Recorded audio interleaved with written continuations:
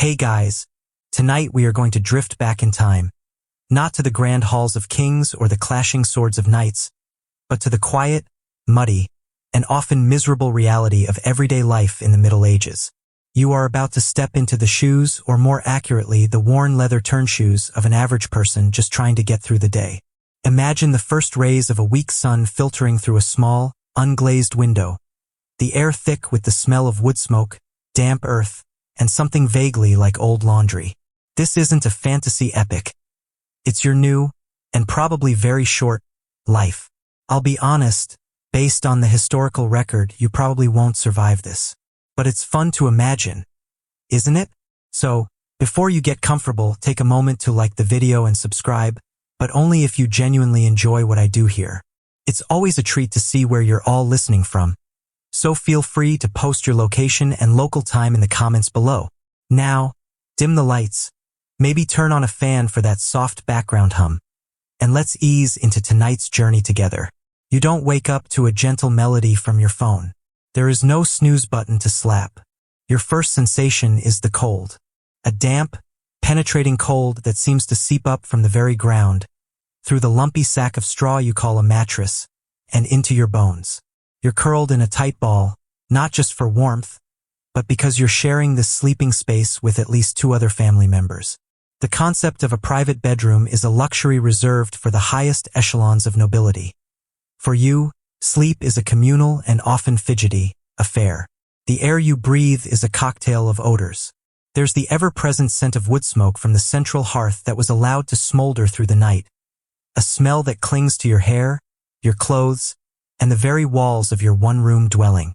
Beneath that is the smell of unwashed bodies, the faint but sharp tang of animal manure from the creatures that might be sleeping at the other end of the hut, and the musty, earthy smell of the packed dirt floor itself. You open your eyes. The light is gray and thin, filtering not through glass, another unimaginable luxury, but through a small, shuttered opening in the wattle and daub wall, or perhaps a stretched and oiled piece of linen that does more to diffuse the light than let it in. You sit up, your back protesting. A quirky little tidbit of history is that many people in the medieval period didn't sleep fully prone as we do. They often slept in a semi-reclined position, propped up on bolsters and pillows. This was partly due to the belief that it was healthier for digestion and breathing, and perhaps partly because a bed full of people is easier to manage when you're not all stretched out like starfish. Your bed, however, is little more than a bag of packed straw or rags on the floor, and the lumps have a way of finding the most sensitive parts of your spine. Listening carefully, you can hear the first true clock of the medieval world, the church bells. For most people, the day wasn't divided into 24 precise hours. It was marked by the canonical hours, the times of prayer called out by the local church or monastery. The bell for matins or lauds is your signal that the day has officially begun. There is no lying in. To be idle is to be sinful, and more practically, to be hungry. Every moment of daylight is precious and must be used for work. You can hear the rest of your family stirring, the rustle of straw, a few coughs, a quiet groan. There's no morning chit-chat, no "how did you sleep?" because the answer is always the same: poorly. Historians still argue whether the concept of a communal family bed was a universal practice or a necessity born of poverty that varied greatly by region and wealth. For the vast majority, like you, it was simply practical.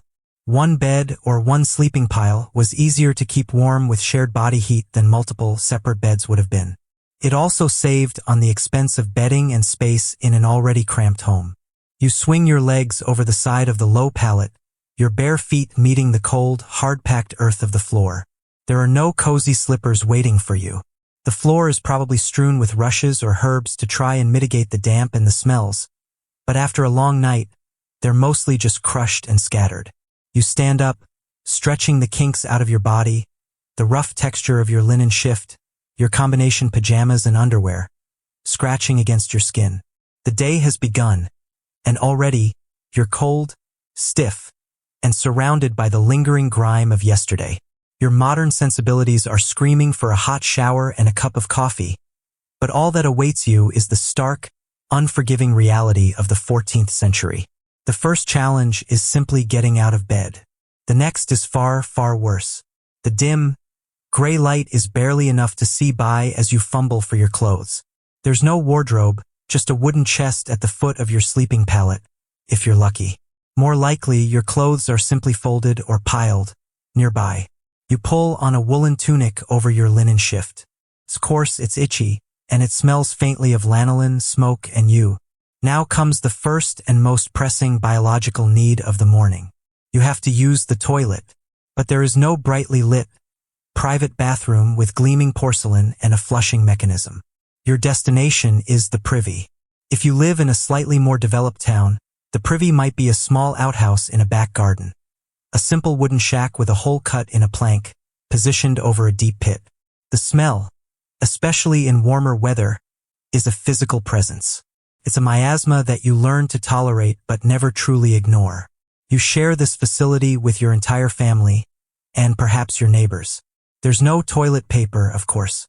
For that purpose, you might use a variety of things. Handfuls of straw, leaves, moss, or even a sponge on a stick if you were living in Roman times. But here in the medieval era, it's the simpler, more rustic options. Cleanliness is an afterthought. This pit, the cesspit, will be emptied only periodically. A truly foul job delegated to men known as gong farmers, who worked only at night due to the overwhelming stench of their labor. But let's imagine you're in a more rural setting, a peasant farmer. Your options are even less glamorous. The privy might just be a designated dung heap at the edge of your property, where human and animal waste mingles freely. Or, in many cases, it was simply a matter of finding a secluded bush. Privacy is a fluid concept, and bodily functions are seen as a natural, if unpleasant, part of life, not something to be hidden with the fierce secrecy we practice today. In castles and some stone houses, you might find a garderobe, which sounds much nicer than it is. It was a small room or closet with a stone or wooden seat that opened directly out over the castle moat or a chute running down the side of the wall.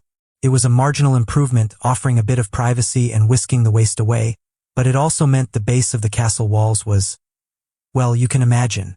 After relieving yourself, the concept of washing up is next on the agenda. You head back inside to the hearth, where a cauldron of water might be slowly heating over the embers. This water is precious. It had to be hauled by hand from the nearest well, stream, or river. It won't be used for a luxurious shower. Instead, you'll get a small wooden or pottery basin, into which a little of the warm water is poured. You dip your hands in, splash your face. Soap exists, but it's a harsh, lye-based substance made from animal fat and ash, often made at home. It's more of a scouring agent than a fragrant cosmetic, and it's used sparingly. A mainstream historical fact is that personal hygiene was not non-existent, but it was vastly different. People did bathe, but a full-body immersion in hot water was a rare treat, something you might do a few times a year, often at public bathhouses in towns, which were social centers as much as places to get clean. For your daily routine, it's a quick splash and a wipe with a piece of linen. As for your teeth, you might rub them with a twig from a certain type of tree, or with a coarse cloth dipped in a mixture of salt and herbs.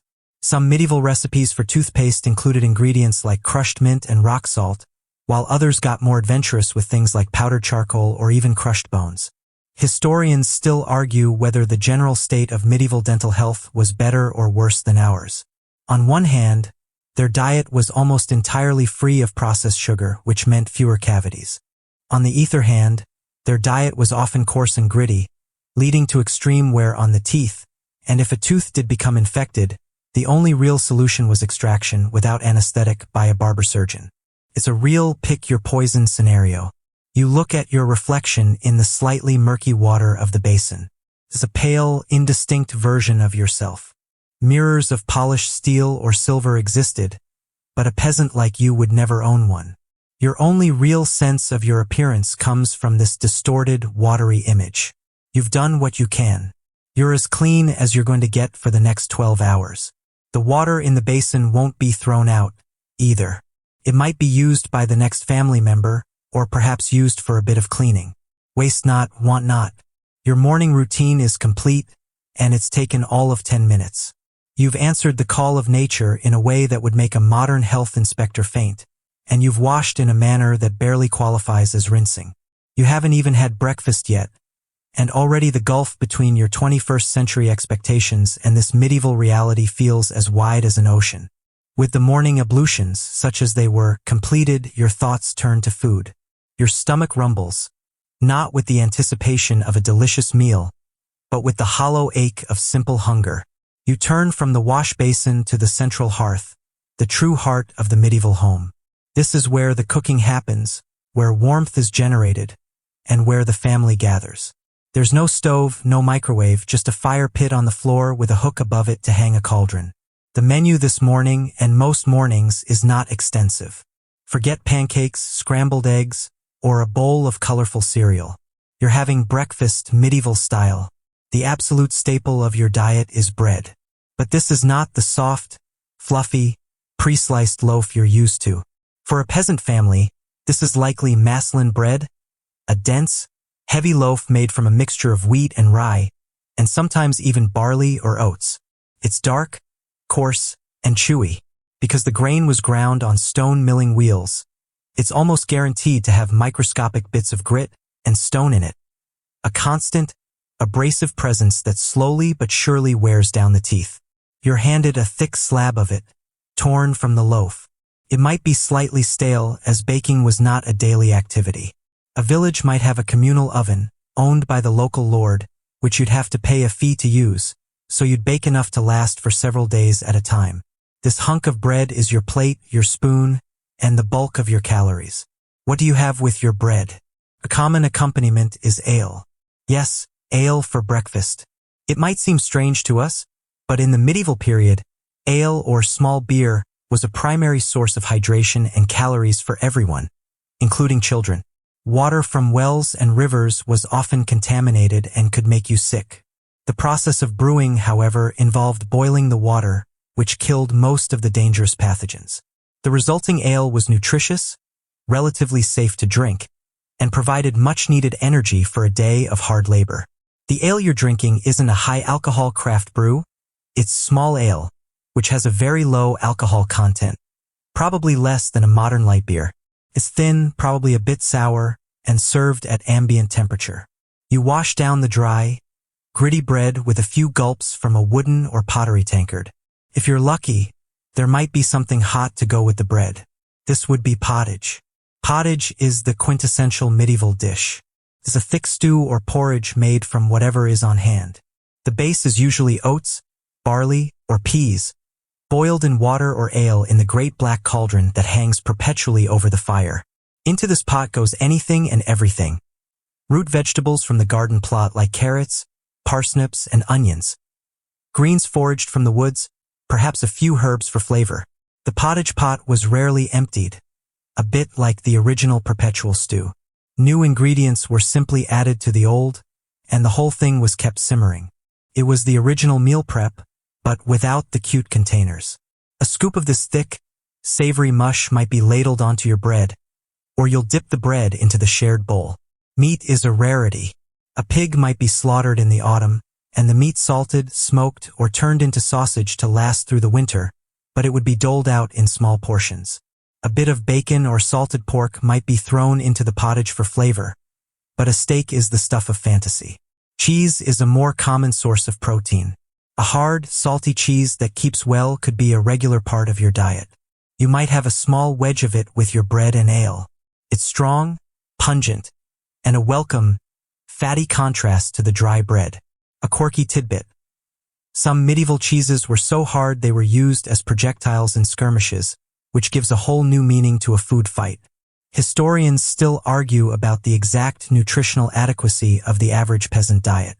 Some contend that, while monotonous, the combination of whole grains, legumes from the pottage, and fermented drink provided a surprisingly balanced, if calorie-poor, diet. Others argue that seasonal shortages, crop failures, and the lack of certain vitamins led to widespread malnutrition and deficiency diseases. Your reality is likely somewhere in between. On a good day, the meal is filling enough. On a bad day, the bread is moldy and the pottage is thin. There is no sugar for your non-existent coffee, no fresh fruit juice. Your breakfast is a functional, carb-heavy fuel-up for the day ahead. You eat quickly, without much ceremony, sharing the common bowl with your family. The taste is bland, the texture is gritty, and the whole experience is over in minutes. But you are fed. For now.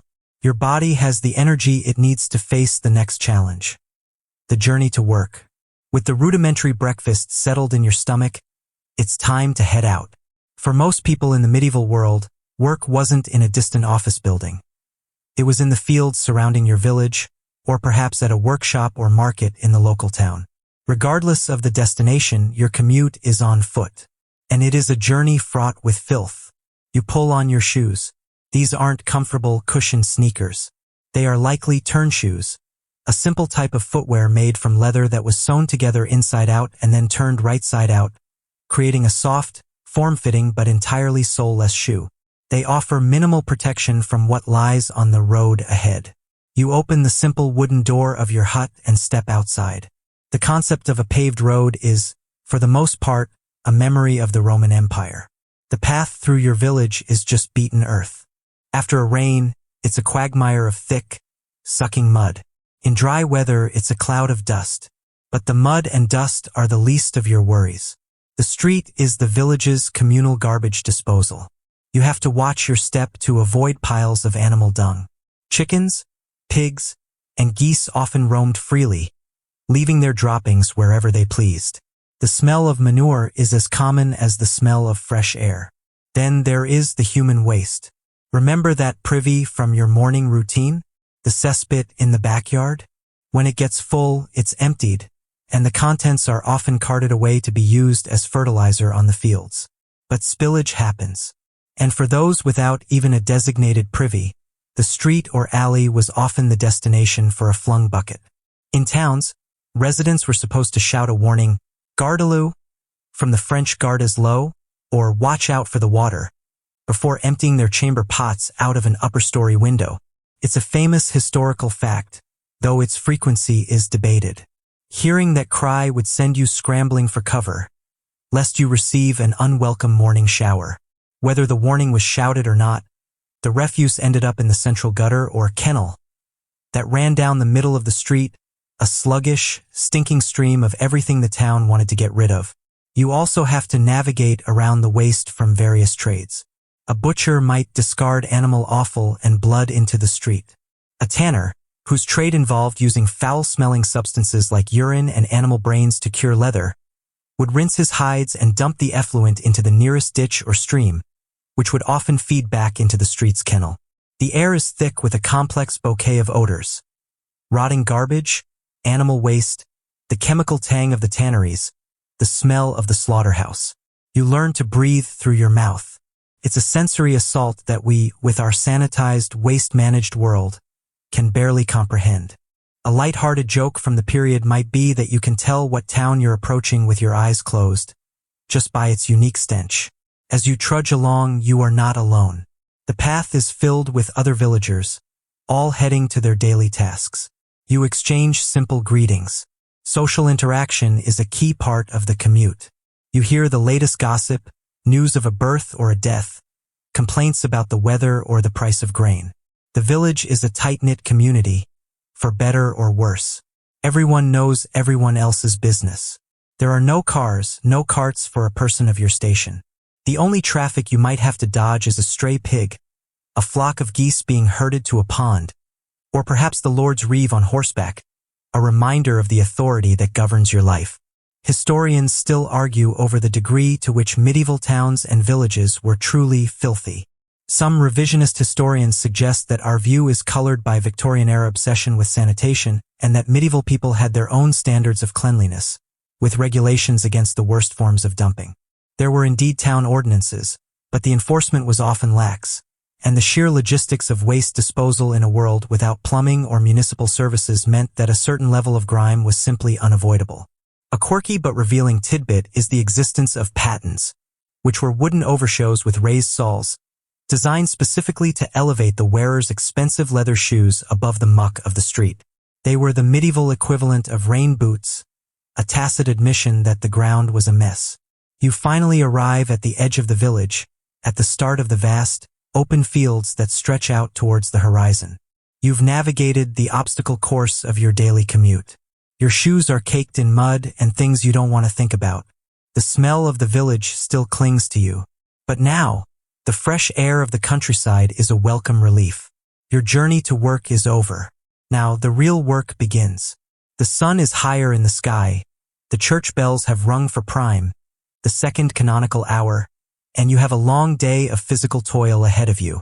The morning has been a lesson in discomfort and disgust, and the day has barely started. You stand at the edge of a vast, open field, stretching as far as you can see. This is your office, your factory floor, your entire world for the next 8 to 10 hours. Your work is not a choice. It is your inheritance. You are a serf, tied to this land by birth, obligated to work it for the lord of the manor in exchange for his protection and the right to cultivate a small strip of land for your own family. The famous feudal system, a pyramid of obligation, is not an abstract concept from a textbook. It's the rigid structure that dictates every moment of your working life. The sun is your clock, and the seasons are your boss. In your hands, you hold the tools of your trade. There is no gleaming, diesel-powered tractor. You might have a heavy plow, but it's a cumbersome beast of wood and iron, pulled by a team of slow, plodding oxen. Guiding it is a full-body workout, leaning your entire weight into it to keep the single blade, the plowshare, cutting a straight furrow in the dense, heavy soil. The handles are rough wood, and by the end of the day, your hands will be raw with splinters and blisters. Even through the calluses you've spent a lifetime building. If it's not plowing season, your tool is even simpler. It might be a scythe for mowing hay, its long, curved blade sweeping in a rhythm you learned as a child. Or a sickle for harvesting grain, a smaller, hooked blade that requires you to be bent over, stooping for hours on end. Or perhaps just a simple hoe or a spade for weeding your family's vegetable patch. The work is brutally repetitive. It's a slow, rhythmic cycle of physical exertion. Swing the scythe, step, swing. Bend, grasp the wheat, slice with the sickle, stand, repeat. There are no headphones with podcasts to distract you. There is only the sound of your own breathing, the swish of the blade, the grunts of the oxen, the chirping of birds, and the murmur of your fellow villagers working their own strips of land nearby. The open field system meant that the lord's land, the domain, and the peasant's strips were often intermingled. You work alongside your neighbors, a communal effort dictated by the agricultural calendar. This fosters a sense of community, but also a sense of constant, low-level surveillance. Your work ethic, or lack thereof, is on full display for everyone to see. The physical toll is immense. Your back aches from stooping. Your shoulders burn from swinging the scythe. Your legs feel like lead from walking endless furrows behind the plow. The sun beats down on you in the summer, and the cold wind whips across the open fields in the spring and autumn. There is no sunscreen, save for a wide-brimmed straw hat if you have one. Your skin is weathered, tanned, and prematurely aged by the elements. A quirky tidbit from the fringes of history suggests some rather bizarre ancient and medieval sunblocking concoctions, from rice bran paste in some cultures to the less appealing crocodile dung-based formulas of ancient Egypt. For you, however, a simple hat and the shade of a tree during a brief rest are the only options. Historians still argue about the number of days a serf was required to work for the lord. The classic model suggests 2 or 3 days a week of boon work on the lord's domain, with the rest of the time dedicated to their own strips. However, this varied hugely. During peak times like the harvest, the lord could demand extra labor, known as corvée labor, essentially forcing you to prioritize his crops over your own. The harvest was a period of frantic, desperate work from sunup to sundown for weeks on end. Everyone, men, women, and children old enough to walk, was in the fields. A successful harvest meant survival through the winter. A failed harvest due to rain, drought, or blight meant starvation. It's no joke to say that your entire existence is a gamble on the weather. There are no coffee breaks. There is no water cooler gossip. Your only respite is a brief pause for a midday meal, which we'll get to. The work is governed by the light. You start when the sun is high enough to see, and you stop when it sinks too low to continue. The church bells might ring for terce, sext, and nones, marking the passage of the day, but your real measure of time is the ache in your muscles and the position of the sun in the sky. It is a life of profound physical connection to the earth, a connection born not of romanticism, but of grueling necessity. You know the soil, the weather, the rhythm of the seasons in a way no modern city dweller can. But this knowledge is paid for with your body, with the slow wearing down of your joints, the constant ache in your back, and the knowledge that tomorrow will be exactly the same as today. And the day after that. And the day after that, until you are too old or broken to work, or until the next harvest fails.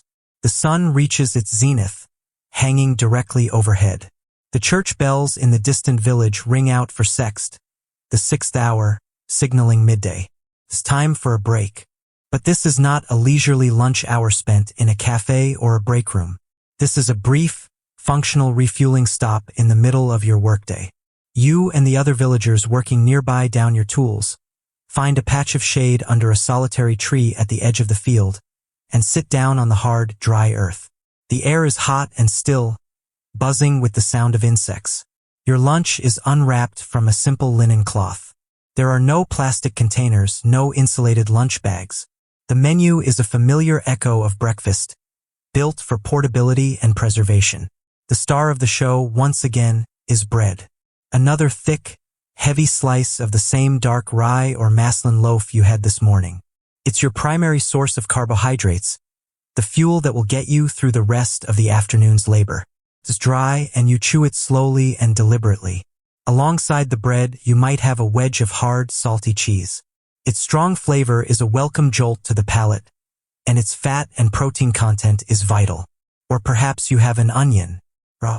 You bite into it like an apple, its sharp, pungent crunch bringing tears to your eyes, but also cutting through the monotony of the meal. Onions were a staple for the medieval peasant. Easy to grow, easy to store, and full of flavor. A little joke among the workers might be to see who can eat their onion without crying.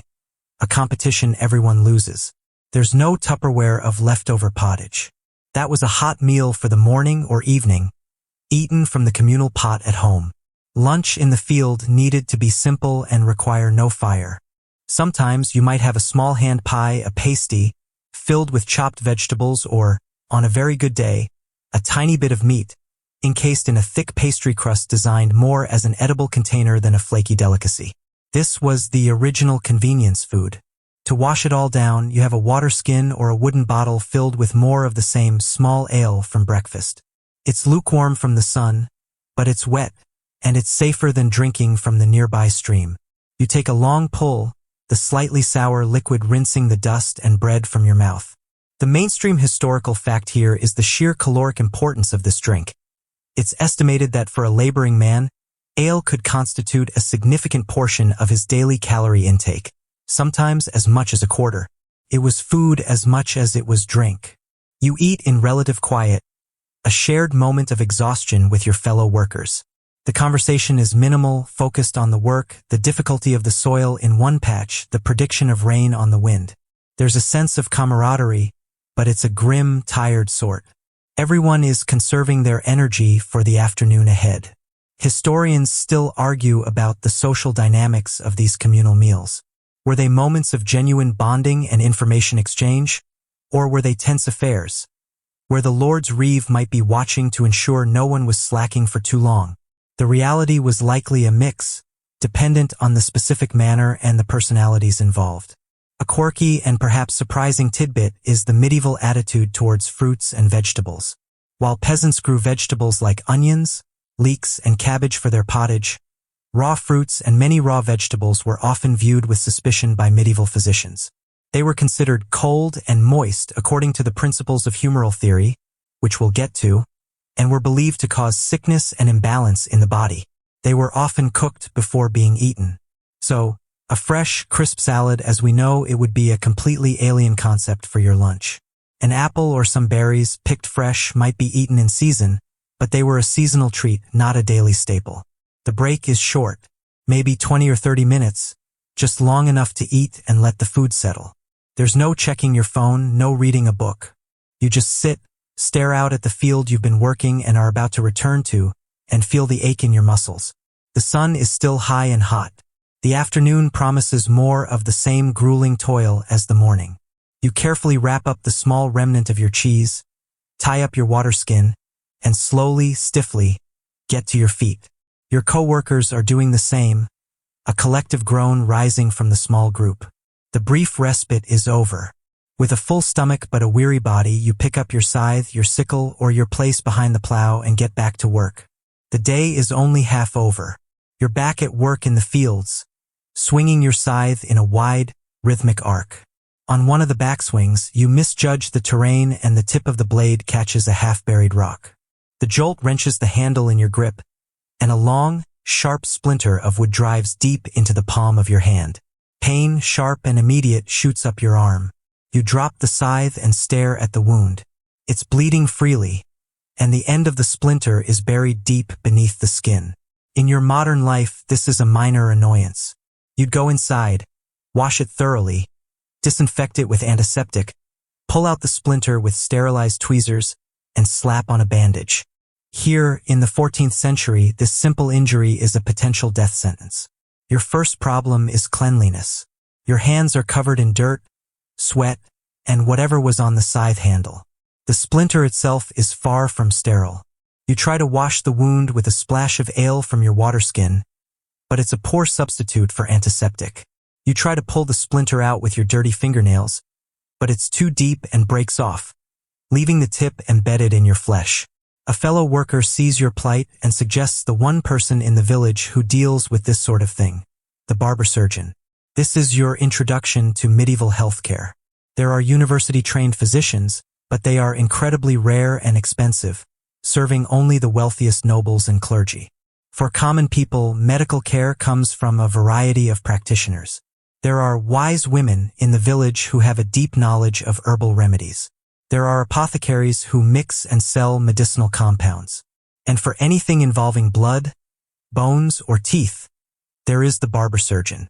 As the name implies, this is the same person who cuts your hair and shaves your beard. The red and white striped pole we still associate with barbers today is a famous historical symbol representing their dual trade. Red for blood, white for bandages. You make your way to his shop, your hand throbbing with a steady, pulsing pain. His workspace is not a sterile operating theater.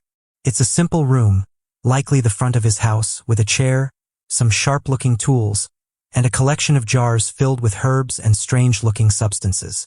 He examines your hand with a practiced eye.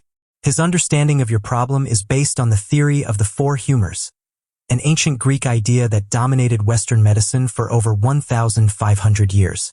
This theory held that the body was composed of four fluids, or humors: blood, phlegm, yellow bile, and black bile. Health was the result of these humors being in perfect balance. Sickness was a result of an imbalance. Your injury, he might explain, has introduced a foreign body and is causing a local imbalance, which could lead to a dangerous buildup of bad blood. His solution, therefore, is not just to remove the splinter. He takes a small, sharp knife, hopefully wiped on a cloth first, and digs into your palm to retrieve the shard of wood. The pain is excruciating, and you have to bite down on a leather strap to keep from screaming. Once the splinter is out, the treatment for the imbalance begins. He might apply a poultice of herbs, maybe something with honey, which we now know has natural antibacterial properties, a quirky but effective bit of folk wisdom. But he might also decide a bit of bloodletting is in order to remove the excess humor causing the inflammation. This could involve making a small incision in your arm and letting a certain amount of blood drain into a bowl. If an infection sets in over the next few days, which is highly likely, the treatments become more desperate. He might use a cauterizing iron, a piece of metal heated in the fire until it's red hot, and press it against the wound to burn it clean. It's a brutal, agonizing procedure that might stop the bleeding and kill some surface bacteria, but it also causes massive tissue damage. Historians still argue about the overall efficacy of medieval medicine. While many treatments like bloodletting were actively harmful, other herbal remedies and practical techniques, like setting bones, could be surprisingly effective. The problem was the complete lack of germ theory. No one understood that invisible microbes were the cause of infection. They attributed it to miasmas, bad air, divine punishment, or humoral imbalances. Let's say the infection in your hand gets worse. It swells, turns red, and begins to ooze pus. You develop a fever. Now you are in real trouble. The barber surgeon is out of his depth. He might try more poultices, more prayers, but the infection is now systemic. Sepsis or blood poisoning is setting in. There are no antibiotics. There is nothing to stop the bacteria from multiplying and overwhelming your body's defenses. That tiny, insignificant splinter from the field has become a ticking clock.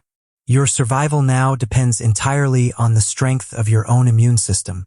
It's a stark reminder that in the medieval world, the line between a minor mishap and a major catastrophe was terrifyingly thin.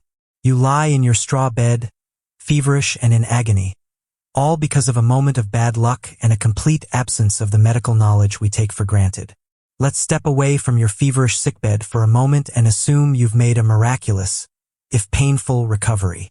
You're back on your feet, your hands scarred but functional, and you head into the local town on an errand for your lord. As you pass through the market square, you see a crowd gathered. There's a commotion, a mix of jeering, laughter, and shouted insults. You push your way through the throng to see what's happening. In the center of the square are the stocks, and locked within them is one of your neighbors, a baker named Thomas. This is your front row seat to the medieval justice system. It's a system that is swift, public, and deeply concerned with shame and reputation. Thomas the baker is not in the stocks for a major crime like murder or treason. His offense was commercial. He was found guilty of selling underweight loaves of bread, a common and serious offense in a world where bread was the staff of life. The lord of the manor, or the town council, held regular courts to deal with such disputes and petty crimes. The trial would have been simple. Witnesses would have been called. The evidence, the light loaves themselves, would have been presented. There was no innocent until proven guilty. A jury of his peers, other villagers who knew him, would likely have determined his guilt. His punishment is not a fine he probably couldn't pay, or a prison sentence, which was rare for commoners as it was expensive to maintain prisoners. His punishment is public humiliation. The stocks are a wooden contraption that secures his ankles and wrists, forcing him into a cramped and uncomfortable position. He is left there in the center of town for a set number of hours, or perhaps the entire day. He is on display for everyone to see. Passers-by are not just allowed but encouraged to mock him. People throw rotten vegetables, animal dung, and all manner of refuse at him. It's a form of community-enforced justice. The pain and discomfort of the stocks are part of the punishment, but the primary goal is the shame. His reputation is ruined. For weeks, months, maybe even years, he will be known as the baker who cheats his neighbors. In a small, tight-knit community, a bad reputation could be devastating. You watch for a few moments. It's a cruel and messy spectacle, but it's also a form of entertainment. It's a break from the monotony of daily life. The crowd is a mix of righteous anger and morbid curiosity. This public, participatory nature of punishment is a key historical fact of the era. Justice wasn't something that happened behind closed doors. It was a visible and often theatrical performance meant to reinforce social norms and deter others from similar crimes. Other common forms of public punishment included the pillory, which trapped the head and hands, and the cucking stool or ducking stool, a chair attached to a long lever used to dunk nagging women or dishonest tradespeople into a river or pond, a punishment that was both humiliating and dangerous. A quirky but telling detail of medieval law is the trial by ordeal. For more serious crimes where guilt was uncertain, divine intervention might be sought. An accused person might have to carry a red-hot iron for a set distance, or retrieve a stone from a cauldron of boiling water. Their hand would be bandaged and inspected a few days later. If the wound was healing cleanly, it was a sign from God that they were innocent. If it was festering, they were guilty. Historians still argue about the true purpose and function of the ordeal. Was it a genuine appeal to the divine, or a sophisticated psychological test, where the guilty, fearing God's judgment, would be more likely to show signs of infection or simply confess? The Church eventually banned clergy from participating in ordeals in 1215, leading to their gradual decline and the rise of the jury system. As you stand in the crowd, you feel a complex mix of emotions. There's a bit of pity for the baker, a man you know. There's a bit of fear, a reminder to always stay on the right side of the village rules. And there's a bit of grim satisfaction, the feeling that justice, however coarse, has been served. Cheating people on their daily bread was a serious betrayal of trust.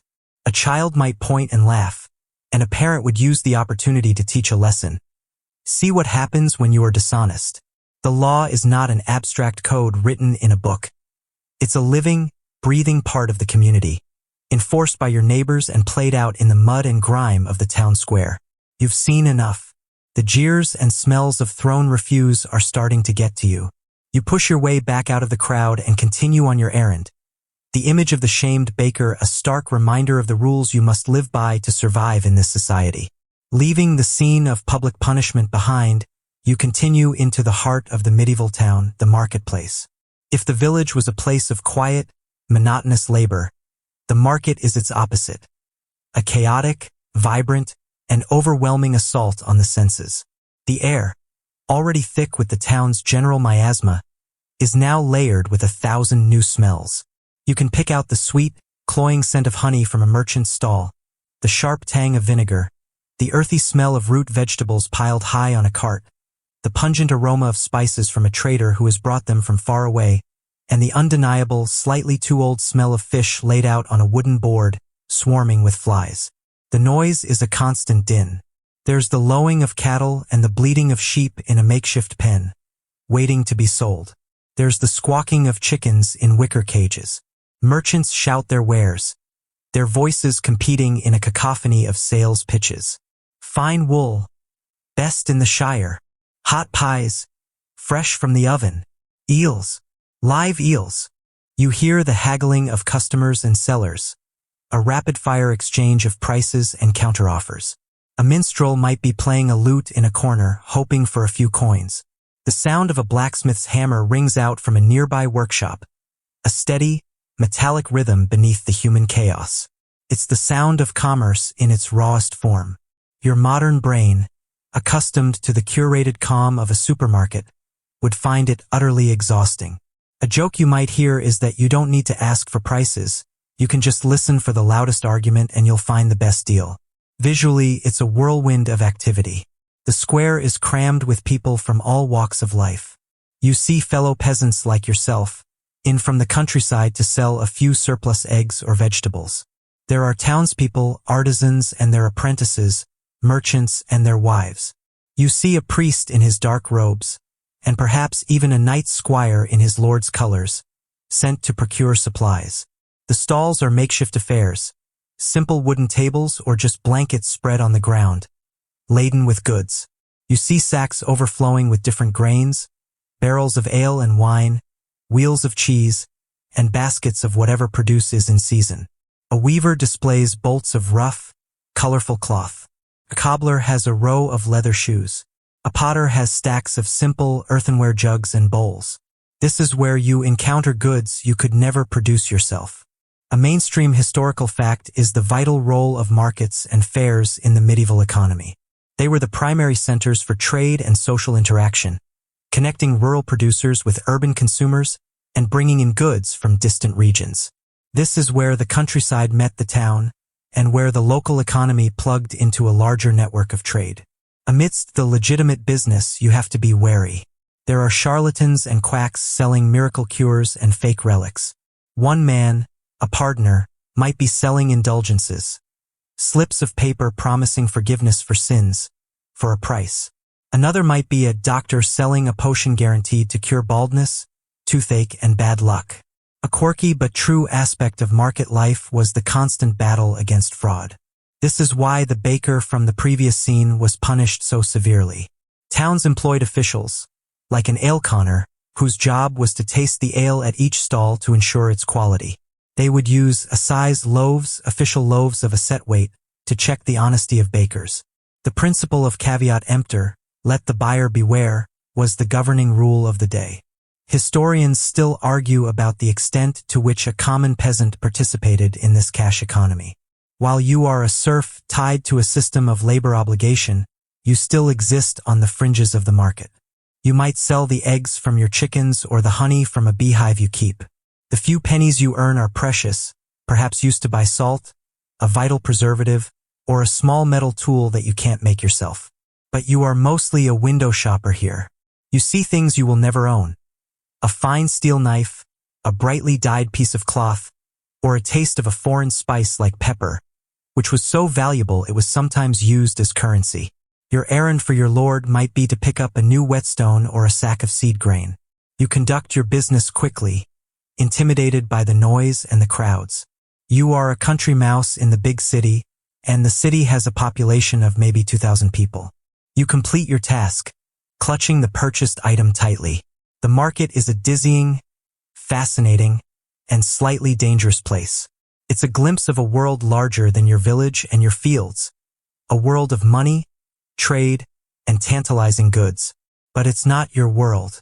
You turn your back on the chaos and begin the long walk home, your head filled with the sights, sounds, and smells of the bustling square. The relative peace of the countryside beckons. As you trudge back from the market, the afternoon sun still high in the sky, you become aware of a familiar sensation. An itch. It starts on your back, just between your shoulder blades, in a place you can't quite reach. Then another one on your side, and another on your scalp. This is a constant, low-grade annoyance of your medieval life. You are wearing the sum total of your wardrobe, and it is a paradise for pests. Let's break down your outfit. Your innermost layer, the one you've been wearing day and night for several days, is your linen shift or smock. Linen, made from the fibers of the flax plant, is relatively soft and absorbent compared to your outer layers, but it's a far cry from modern cotton or microfiber. It's your underwear and your pajamas. Over this, you wear a tunic made of wool. This is the workhorse garment of the Middle Ages. Wool is durable. It's incredibly warm even when wet, and it's readily available from the sheep you see dotting the landscape. But it is also heavy, coarse, and incredibly itchy. The wool has been spun into thread by the women of your village, woven into cloth on a simple loom, and likely dyed a drab, earthy color using pigments from plants, brown from walnut husks, yellow from weld, or a faded blue from woad. Bright, vibrant colors were incredibly expensive and reserved for the wealthy. Your clothing is a clear and immediate indicator of your social status. This combination of linen and wool is your uniform, day in and day out. You might have one spare set, if you're fortunate, which you'll wear while the other is being washed. Washing clothes is a major undertaking. It involves lugging them to a stream, beating them against rocks with a wooden paddle, scrubbing them with harsh lye soap, and leaving them to dry in the sun. It's a process that happens maybe once a month, if that. In between, your clothes absorb the sweat of your labor, the smoke from your hearth, and the grime of your daily life. And they also absorb inhabitants. The itch you're feeling is almost certainly from fleas or lice. They are an inescapable fact of life. They live in your straw mattress, in the rushes on the floor, in the coats of the animals, and most happily, in the seams of your woolen tunic. A quirky historical tidbit is the fleefer or fleacatcher, a small pelt of a furry animal like a marten or stoat, worn around the neck by wealthy ladies. The idea was that the fleas would be attracted to the warm fur of the pelt, abandoning the lady's own skin. You have no such luxury. Your only recourse is a vigorous scratch, a friend to pick them off your back, or a fine-toothed comb made of bone or wood to rake them out of your hair. This constant battle against parasites was universal, from the lowest peasant to the highest king. Another mainstream historical fact is that clothing was incredibly valuable. Fabric was one of the most expensive things a common person could own because its production was so labor-intensive. Every fiber had to be harvested, processed, spun, woven, and sewn by hand. A new tunic was a major investment. People mended their clothes until they were a patchwork of repairs. When a garment was too worn to be mended, it was cut down to make clothes for children. When it was too ragged for that, it became cleaning rags. When it was just threads, it might be used as stuffing. Nothing was wasted. Your will, if you were important enough to have one, would list your clothing as major assets to be passed on to your heirs. Historians still argue about the extent to which medieval people were bothered by their own uncleanliness by modern standards. Did the constant itching and smells drive them mad, or were they so accustomed to it that they barely noticed? The evidence suggests a bit of both. There are medieval recipes for herbal infusions meant to repel fleas, and poems complaining about them, which shows they were certainly an annoyance. However, the lack of alternatives meant it was a shared misery that had to be tolerated. It was simply part of the texture of life, like the cold in winter or the heat in summer. It's a bit like a modern person complaining about slow Wi-Fi. It's annoying, but it's a problem of your specific context. A joke might be that a good friend isn't someone who brings you food, but someone willing to search your hair for lice. So you walk along, scratching surreptitiously. The itch is a small but persistent reminder of the lack of comfort and privacy in your world. Your clothes are not a fashion statement. They are a functional, itchy, and valuable tool for survival. They keep you warm, but they also house a tiny ecosystem of unwelcome guests. You reach your village, the scent of wood smoke a familiar welcome. The sun is beginning to dip lower in the sky. The workday is finally, mercifully, coming to an end. It's time to think about the evening, a time for food, rest, and perhaps a brief escape from the harsh realities of your life. The last bell for work, Vespers, has rung from the village church. The sun hangs low and orange in the sky, casting long shadows across the fields. You trudge home, your body singing with the dull ache of a day's hard labor. The evening is not a time for binge-watching a new series or scrolling through social media. The concept of leisure time as we know it, a distinct period for personal enjoyment, is largely foreign. But that doesn't mean life was devoid of entertainment. It was just simpler, more communal, and happened in the precious few hours between the end of work and the necessity of sleep. After returning to your hut, the first order of business is the evening meal. It will likely be a repeat of breakfast. More pottage from the ever-simmering cauldron, perhaps with a few more vegetables thrown in from the day's foraging or from your small garden plot. It's a hot, filling meal, and you eat it with your family around the central hearth, the firelight pushing back the gathering gloom. The conversation is simple, recounting the small events of the day. Once the meal is over, what do? The inside of your hut is dark, lit only by the flickering fire and perhaps a single tallow candle, which was made from animal fat and gave off a greasy, smelly smoke. Reading is not an option. Books are phenomenally rare and expensive objects, each one copied by hand on vellum by monks. A single book could be worth more than your entire house and everything in it. Widespread literacy is centuries away. A mainstream historical fact is that most information and culture were transmitted orally. This is where storytelling comes in. The evening is a time for tales. An older member of the family might recount local legends, stories of mischievous fairies or saints performing miracles. They might tell fables with a moral lesson, or retell epic poems of heroes and monsters that have been passed down through generations. You listen, rapt, your imagination painting pictures in the flickering firelight. This is your Netflix, your cinema, and your library all rolled into one. It's a vital way of preserving culture, history, and social values. If you're not in the mood for stories at home, you might head to the local tavern or alehouse.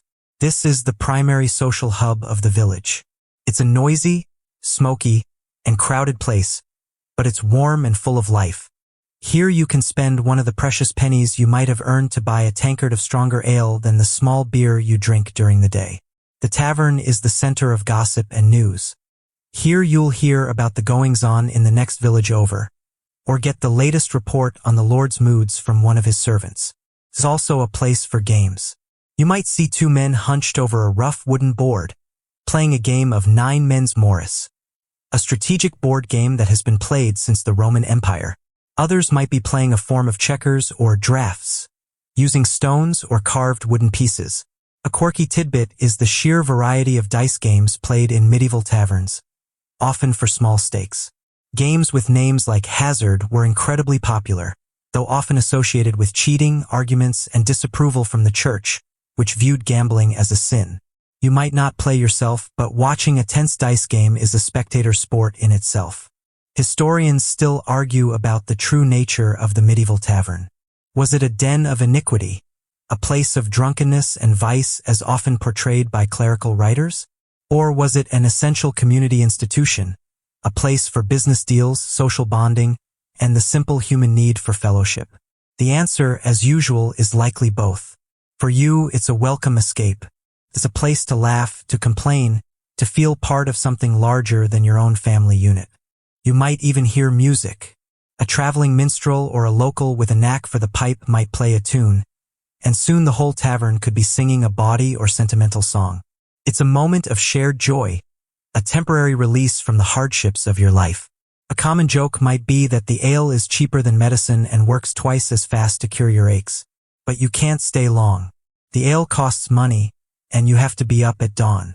You finish your tankard, say your goodbyes, and step out of the warm, noisy tavern into the cool, quiet night. The village is settling down. The sounds of laughter and music from the tavern fade behind you. You walk back to your hut under a blanket of brilliant stars, a sight unobscured by the light pollution that veils our modern night sky. Your day of entertainment is over. It wasn't flashy or technologically advanced, but it was human and real. It was a time for stories, games, and community. A brief flicker of light and warmth before the deep darkness of the medieval night sets in. You push open the door to your home, leaving the crisp night air and the brilliant stars behind you. The transition is abrupt. You step from the vast, open quiet of the night into a small, confined, and surprisingly crowded space. Your home, a simple peasant hovel, is what modern designers might sarcastically call cozy or rustic. In reality, it is a fortress of germs and discomfort. The structure itself is rudimentary. The walls are likely wattle and daub, a woven lattice of wooden strips, wattle, plastered with a mixture of wet soil, clay, sand, straw, and animal dung, daub. This provided decent insulation but was also a welcoming home for insects, mice, and other vermin. The roof is thatch, a thick layer of straw or reeds. It's effective at keeping out the rain, but it too is a haven for pests and is highly flammable. The floor, as you know from this morning, is just packed earth. It's perpetually damp and cold. To combat this, it's strewn with rushes or sweet-smelling herbs like lavender or meadowsweet. This is a well-known historical fact, the use of strewing herbs, but it had a dual purpose. It provided a bit of insulation and a pleasant smell, but it also created a new ecosystem on your floor. The old, soiled rushes were often not removed. New ones were simply thrown on top, creating a layered cake of filth, spilled food, and organic matter that was a perfect breeding ground for bacteria. The air inside is thick and smoky. The central hearth has no chimney. The smoke from the fire simply rises and finds its way out through a hole in the thatched roof or through the unglazed windows and door. This design, while simple, meant that the upper part of the room was constantly filled with a haze of smoke. Your eyes sting, and you have a persistent cough that everyone in your family shares. Respiratory problems from smoke inhalation were a chronic issue. This is your air quality. There are no purifiers, no extractor fans. Just the ever-present acrid smell of burning wood and the fine layer of soot that settles on every single surface. And then there are your roommates. I don't just mean your family members, who are already preparing the communal sleeping pallet. In the winter, to protect them from the cold and from thieves, valuable livestock would often be brought inside to share the dwelling. At the far end of your one-room home, separated by a low wicker partition if you're lucky, might be a cow, a few sheep, or your precious pig. Their body heat helps to warm the space, a significant benefit. But they also bring their own smells, their own noises, and their own parasites into your living area. You are cohabiting with your farm animals. A quirky tidbit is that archaeological excavations of medieval peasant homes often find a distinct chemical difference in the soil at one end of the dwelling, confirming the area where animals were kept.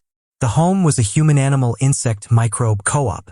Historians still argue about the layout and division of peasant homes. While the one-room hovel is the classic image, some evidence suggests that slightly wealthier peasants might have had a second room, or a loft space for sleeping, creating a bit more division. But for the majority, the longhouse style, where humans and animals shared one long single-story building, was common across much of early medieval Europe. It was a model of thermal efficiency, if not of hygiene. You look around this small space, illuminated by the dying embers of the fire. You can see the rough, uneven texture of the daub walls, the glint of a spiderweb in a corner, the dark, soot-stained thatch above you. You can hear the gentle rustling of the straw in the mattress, the soft chewing sound of the cow at the other end of the room, and the breathing of your family members. There is no privacy. Every cough, every sneeze, every whisper is a public event. Your home is not a sanctuary in the modern sense, a clean, private space to retreat from the world. It is a functional, shared shelter, a flimsy barrier against the elements. It's a place where the boundaries between human and animal, clean and dirty, inside and outside, are constantly blurred. It's a structure designed for survival, not for comfort. And as you prepare to lie down in this smoky, crowded, and microbe-rich environment, you face the final challenge of the day, the coming of true, absolute darkness. The last embers of the hearth fire are banked for the night, covered with ash to smolder slowly until morning. The single tallow candle is pinched out, its smelly smoke momentarily thickening the air before dissipating. And then the darkness comes. It's a darkness almost impossible for us to conceive of. There are no streetlights casting an orange glow through the window. No standby lights from electronics. No glow from a distant city on the horizon. This is a profound, absolute blackness, broken only by the thin sliver of a moon or the distant glimmer of stars, if the sky is clear. Inside your hut, you are effectively blind. You navigate the small space by memory, your hands outstretched to avoid bumping into the table or tripping over a sleeping family member. The darkness changes the very nature of the space, making it feel smaller, more claustrophobic. Every sound is amplified. The gentle chewing of the cow becomes a loud, rhythmic grinding. A rustle in the thatch roof could be the wind, or it could be a rat. A floorboard, if you had them, creaking would be a major event. Your ears become your eyes, straining to interpret the symphony of the night. The darkness outside is even more intimidating. To step outside the hut is to step into a void. The familiar village paths you navigated by day are now treacherous obstacle courses. A misplaced step could send you tumbling into a ditch or a mud puddle. The fear of injury is real. A broken ankle, a common result of a nighttime fall, could be a devastating injury for a person who relies on their body for their livelihood. This is a very practical reason why people's lives were so strictly governed by the sun. Once darkness fell, activity largely ceased. The world shrank to the size of your home. But the dangers of the dark were not just physical. The night was believed to be the domain of the supernatural. This is a well-established historical fact. Folklore and superstition were deeply woven into the fabric of medieval life. The night was the time when evil spirits, demons, and mischievous fairies were thought to be most active. A strange noise on the wind wasn't just the wind. It could be the wail of a banshee foretelling a death. A flickering light in the distant marsh, a natural phenomenon we know as will-o'-the-wisp, caused by swamp gas, was a malevolent spirit trying to lure travelers to their doom. The local church offered protection, its blessed grounds a sanctuary, but the world outside its walls was wild and enchanted in the most terrifying sense of the word. A quirky tidbit related to this is the concept of the nightmare itself. Before we understood it as a product of our own brains, a nightmare was believed to be a literal demonic attack. An evil spirit, an incubus or succubus, was thought to sit on a sleeper's chest, causing feelings of suffocation and terror. People would use charms, prayers, or witch marks carved into the walls of their homes to ward off such nocturnal visitations. Your fear of the dark isn't just a childish fancy. It's a culturally reinforced belief in a world teeming with unseen malevolent forces. A joke would be in poor taste here, as the fear was genuine and pervasive. Historians still argue about the psychological impact of this constant, profound darkness on the medieval psyche. Did it foster a greater sense of community and reliance on the family unit, huddled together against the night? Or did it breed a deep-seated anxiety and paranoia, a fear of both the seen and the unseen? It likely did both. The darkness enforced a communal sleeping pattern, a huddling for warmth and security. But it also fed the imagination, populating the world with a host of terrors that were just as real to the medieval mind as a wolf or a brigand. And there were, of course, the very real human threats. The darkness was a cloak for thieves and other criminals. While your peasant hut contains little of monetary value, A desperate and hungry person might still try to steal a chicken or a loaf of bread. In towns, the night was even more dangerous.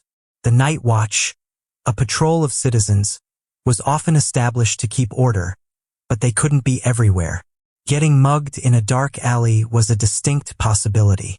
So you lie there in your shared bed listening. You listen for the sounds of your family, the sounds of your animals, and the sounds of the world outside your thin wattle and daub walls. The darkness is not an absence of light. It is a presence. It is a time of vulnerability, a time when the practical and the supernatural dangers of your world feel closest. Your survival through the night depends on staying put, staying quiet, and hoping that whatever goes bump in the night goes bumping somewhere else. As you lie there in the darkness, surrounded by the breathing of your family, your mind might drift to your place in the world. You are not just an individual, you are a link in a chain, a cog in a machine. Your relationships and social interactions are governed by a set of rules as rigid and unforgiving as the seasons. This is the world of the great chain of being, the medieval social hierarchy. At the very top is God, then the king, then the great nobles and bishops, then lesser lords and knights, down through merchants and artisans, and finally, at the very bottom, is you, the peasantry. This is not a matter of economic theory. It is a divinely ordained reality. A mainstream historical fact is that this social structure, a form of feudalism, was seen as natural and necessary for a stable society. Everyone had their place and their duties. The nobility fought and governed. The clergy prayed for everyone's souls. And the peasantry worked to feed everyone. To question this order was to question God's plan. This hierarchy dictates your every interaction. When you encounter the lord of the manor, or even his reeve, your posture changes. You do not make direct eye contact. You bow your head. You speak only when spoken to, and your language is deferential. You use formal titles. Your very body language communicates your subordinate status. Conversely, when you interact with someone of a lower standing, perhaps a landless beggar, your posture might be more upright, your tone more commanding. This code of conduct is learned from birth. It is as natural to you as breathing. Your relationships with your peers, other villagers, are also complex. You are bound together by shared work and shared hardship, creating a powerful sense of community. If a family's ox dies, the village might pool resources to help them. People help each other during the harvest and share tools and labor. But this closeness also breeds friction. Gossip is rampant. Long-standing family feuds can simmer for generations over a disputed strip of land or a perceived insult. Your reputation, as we saw with the baker in the stocks, is everything. To be seen as lazy, dishonest, or impious can lead to social ostracism, which in this world is a terrible fate. Marriage is not primarily about romantic love. It is a practical, economic, and social contract. For a peasant like yourself, a good marriage means finding a partner who is a hard worker and physically strong, someone who can help work the land and produce children to provide labor for the future. A quirky tidbit is the surprisingly pragmatic nature of dowries and marriage agreements even among the peasantry. A bride might bring a cow, some chickens, or a set of cooking pots to the marriage, assets that were carefully negotiated between the families. Affection and love might grow over time, but the initial decision is based on survival and practicality. The lord of the manor often had to give his permission for a serf to marry, especially if it was to someone from another village, as he was effectively losing a piece of his property. Historians still argue about the agency and power that medieval women held within this rigid structure. On one hand, the legal and social framework was overwhelmingly patriarchal. Women could not hold land in the same way as men, had few legal rights, and were considered subordinate to their fathers and then their husbands. On the other hand, the reality of peasant life required a partnership.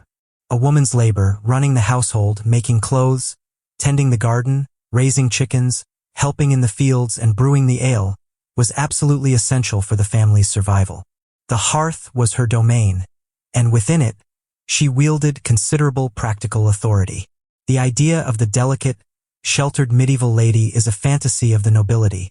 Your wife, mother, or sister is as tough and hardworking as any man. You are part of a web of obligations. You owe labor to your lord.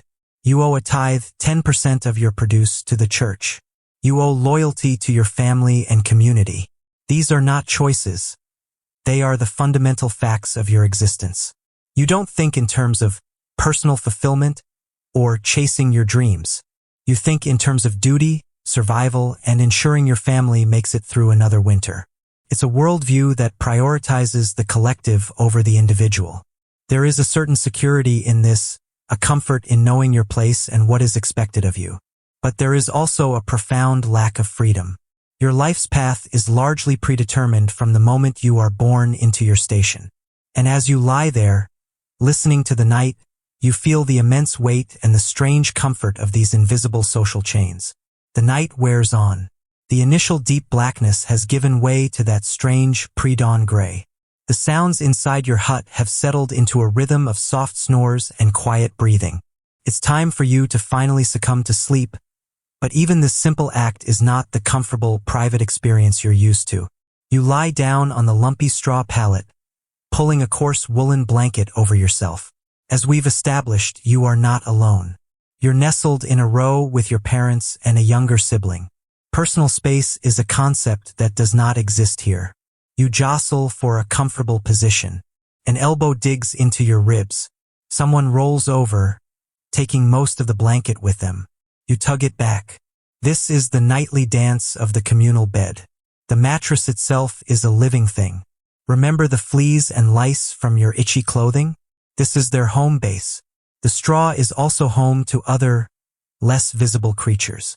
The constant, low-level irritation of insect bites is just part of the experience of sleeping. The straw also gets compressed and lumpy and needs to be fluffed or replaced periodically, a task that releases a cloud of dust and tiny insect life into your home. A mainstream historical fact is that beds and bedding were prized possessions. In wills, a feather bed, a luxury far beyond your means, was often the most valuable item bequeathed, a testament to how much people craved a comfortable night's rest. The sounds of the night are a constant, low-level interruption. The wind whistles through a crack in the daub wall, a high-pitched, mournful sound. The cow at the other end of the hut lets out a low moo. Outside, a dog barks, and you wonder what disturbed it. Was it a fox or something else? Your sleep is not the deep, uninterrupted slumber we often seek. It's a lighter, more alert state, a series of shorter naps punctuated by awakenings. Historians and sleep scientists have explored the concept of segmented sleep, a pattern that may have been the norm before the advent of artificial lighting. A quirky tidbit from historical records suggests people would often wake for an hour or two in the middle of the night. This period, known as the watch, was a time for quiet contemplation, prayer, intimacy, or tending to the fire. It wasn't seen as insomnia, but as a natural part of the night's rhythm. Your own fitful rest might be closer to this historical norm than our modern ideal of 8 solid hours. The air quality, as we know, is poor.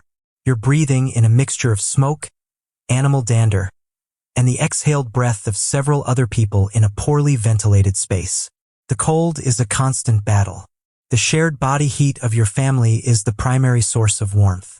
To be alone in a bed, even if you had the space, would be a cold and lonely experience.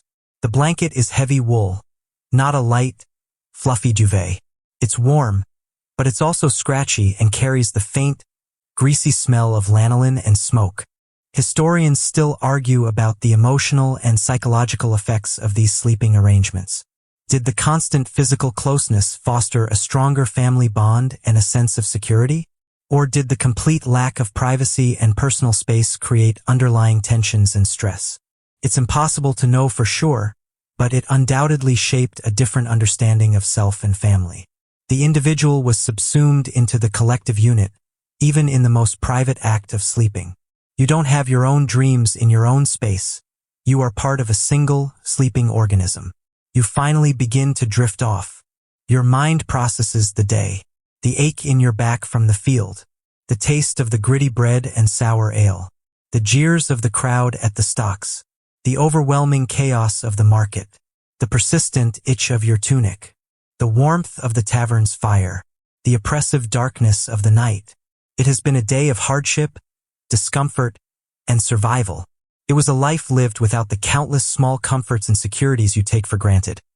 A soft bed, a hot shower, clean clothes, abundant food, medicine, light, and privacy.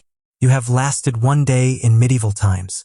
As your consciousness finally fades, the last sound you hear is the distant, faint ringing of the church bell for matins.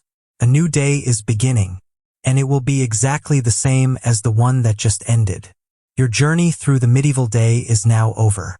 The harsh realities, the constant discomforts, the ever-present fears and struggles can now begin to fade from your mind. Allow the images of the muddy streets and smoky huts to dissolve, replaced by the quiet comfort of your own surroundings. Feel the softness of your own bed, a luxury beyond the wildest dreams of the person you just were. Notice the gentle weight of your own blanket, clean and warm, a shield not against the bitter cold of a drafty hovel, but a simple comfort for your rest. The profound, silent darkness of your room is a safe and peaceful space, not a void filled with imagined terrors and real dangers. You are no longer listening for the cry of the night watch or the howl of a wolf, but for the soft, steady hum of a fan or the gentle quiet of your own peaceful home. Let go of the grit of the dark bread, the ache of the long day's labor, and the itch of the woolen tunic. Those sensations belong to a time long past, a world that is now just a story, a faint echo drifting away on the edge of your awareness. You are here now in your own time, safe and secure. The struggles of that distant past can serve as a quiet reminder of the peace and ease you now possess. A gentle lullaby of gratitude as you drift deeper and deeper into a truly restful, truly comfortable, and truly profound sleep.